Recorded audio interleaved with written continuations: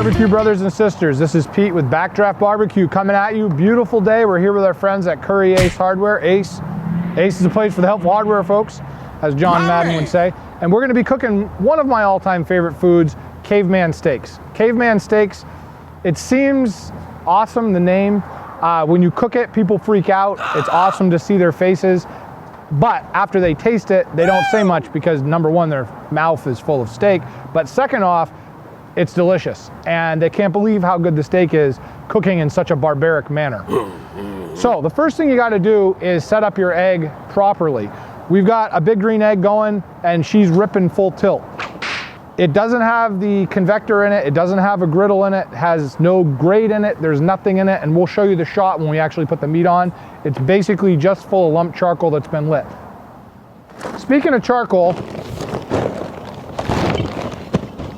big green egg charcoal, very good charcoal to use. It is a little bit more expensive sometimes than the other brands, but it's very dense. It's all natural. All natural is important because some of the cheaper brands, they use lumber and old building products. No. The other thing that's different about lumped charcoal, which is important for this video, is that it's an actual piece of wood, okay? It's not a piece of sawdust that's been compressed together with wax and paraffin and other binders. That's what briquettes are made out of. Briquettes, you can't cook. You're not really supposed to use them in the big green egg anyways, and you definitely cannot cook this recipe with briquettes unless you want to have cancer and something else. It's just going to taste nasty.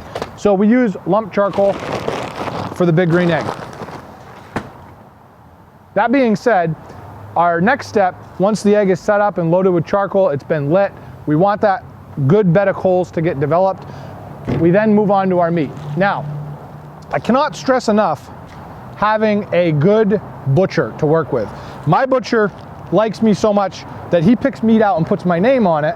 Hey, that's me. And when I went to pick this up, he said, Pete, I've got a piece of meat for you that you're gonna love. I saw it and I immediately thought of you. So that makes me think this is like my child and I take extra good care of it. Of course, we're gonna barbecue and eat it. The first thing you need to do when you're thinking about the meat, and this is a whole New York strip, this is the whole sirloin strip, is how you're gonna cut it. So the grain of this meat is going right to left, and we're gonna take this and we're actually gonna cut it against the grain the way you would normally cook a steak, but we're actually going to cut them a little bit thicker than normal just because of this cooking method. Now, speaking of the cooking method, caveman steaks sounds a little Neanderthal, right? Actually, there's a couple different names for this type of steak. They call it fire steak, crispy steak in some countries. They actually used to call them Eisenhower steaks, believe it or not, because Dwight Eisenhower, the old president, loved to cook this method, except he would cut his steaks 4 to 5 inches thick. Why? You're the president, so you get to do what you want, right? All right, so first thing we're gonna do is we're gonna suit up and get ready for the meat cuttage. Yikes. This is a beautiful piece of meat, I'm telling you. I really am happy with my butcher. So the first cut from this meat is gonna be a little oblonged because of the fact that we're cutting the end of the cap off.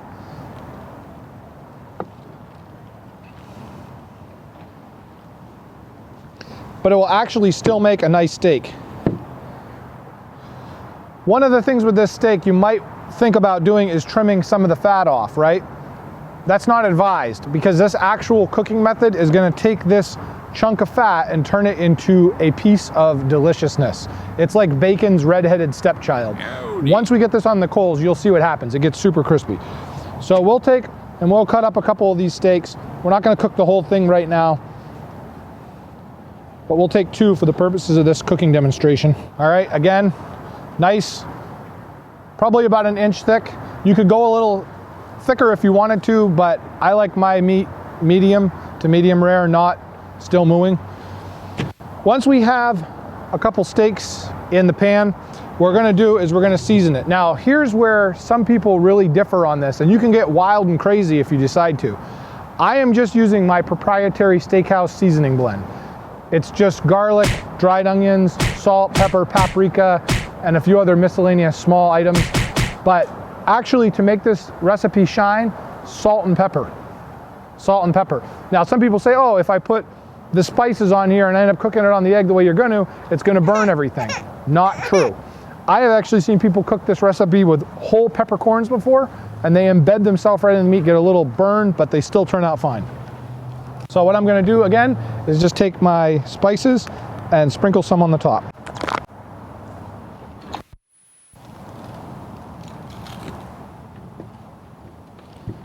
And I'm gonna give a generous coating, and I'm actually gonna compress it into the meat just a little bit, because similar to like a dry rub, you really want it on the meat, and some of it is gonna fall off in the fire.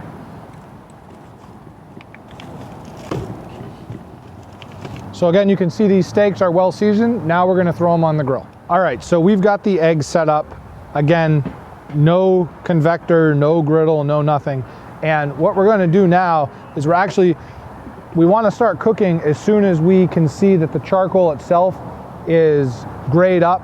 But you need to take an instrument of some sort and just kind of make it flat. That's gonna be the best.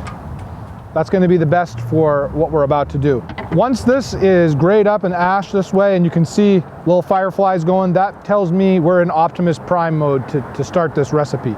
What I really wanna do first is just remove the fly ash from the top of it. Just taking your hand and waving it like this will get most of the stuff out, but I usually just blow on it. As you can see, most of it's good. Now that I am ready for action, I'm literally gonna take the steaks and I'm gonna throw them right on the coals. And this is where people get super excited. Don't be scared. Now these steaks right on the coals like that, I'm actually gonna cook them for about 4 minutes aside. So we'll see you in 4 minutes.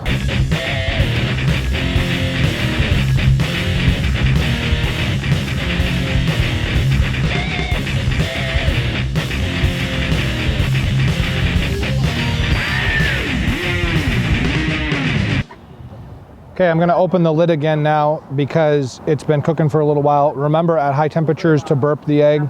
That means let it open just a little bit until you see some of the smoke come out. If you just whip it open, there's a good possibility you're gonna burn yourself really bad. And we're gonna take a look at what we got. And you can see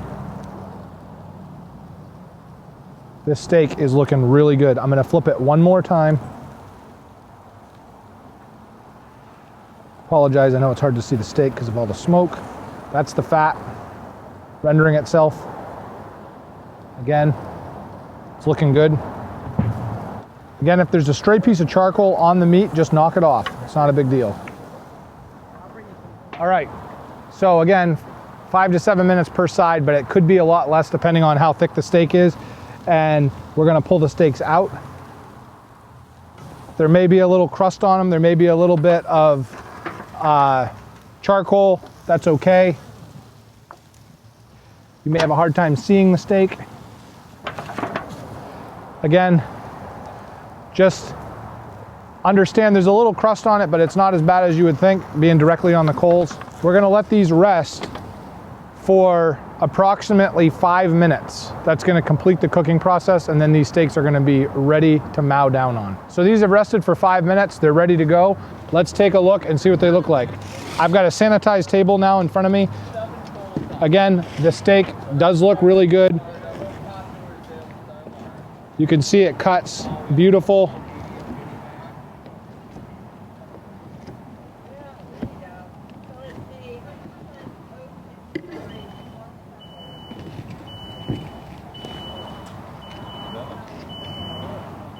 And so what do you think?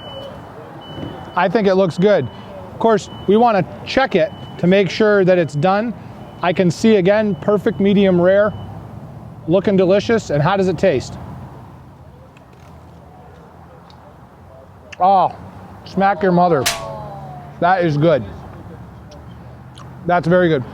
Super simple, very barbaric, impresses the friends, and the product is fantastic when it's done. If you like this video, please hit the subscribe button, throw a comment down. Let me know if you tried it. Let me know how you like it. As they say in Canada, bonjour. Till next time.